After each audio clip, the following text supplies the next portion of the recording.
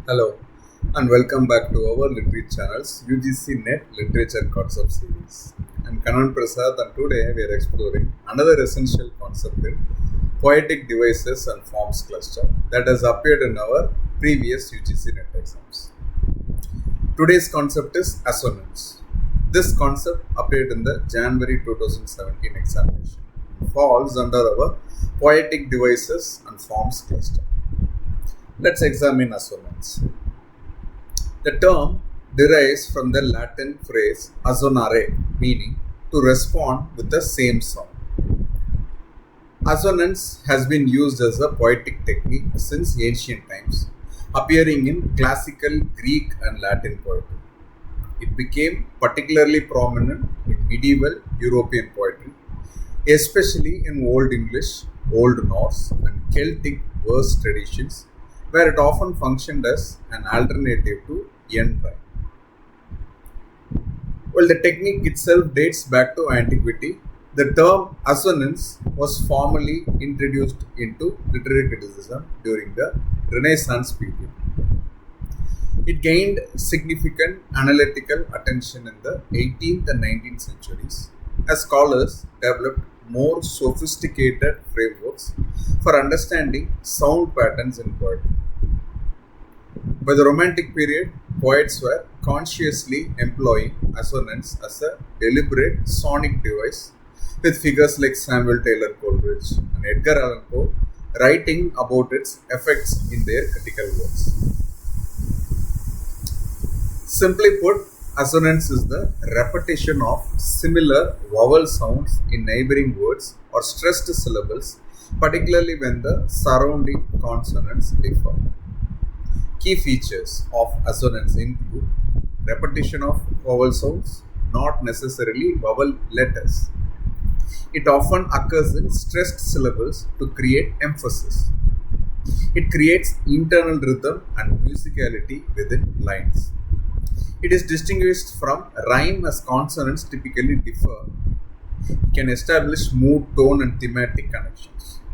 It is frequently combined with other sound devices like alliteration and consonants.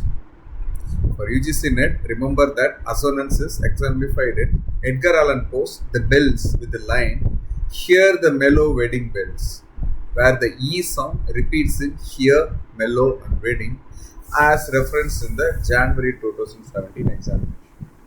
Let's explore how assonance has been employed by poets across different periods.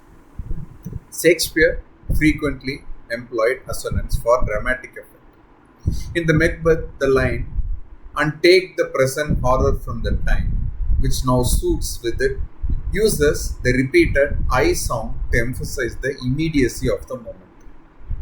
William Wordsworth's Daffodil contains the assonant line, "Beside the lake beneath the trees," where the long E sound in beside, beneath, and trees creates a gentle, peaceful effect, complementing the poem's theme.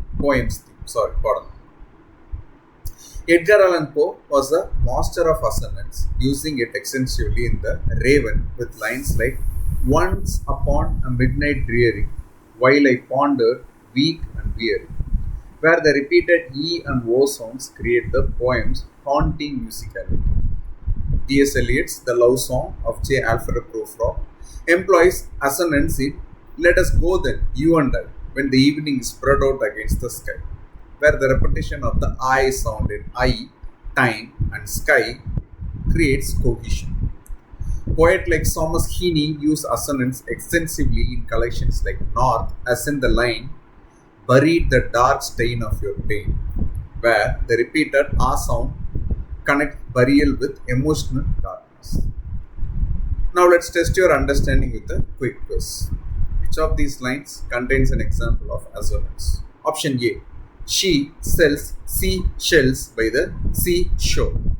Option B, "The crumbling thunder of seas." Take a moment to think about it. You can pause the video if you want. And the answer is B, "The Crumbling Thunder of Seas" by Dylan Thomas contains assonance with the repetition of the short "oo" sound in crumbling and thunder. Option A is an example of alliteration with the repetition of the initial consonant sound yes rather than internal vowel sounds.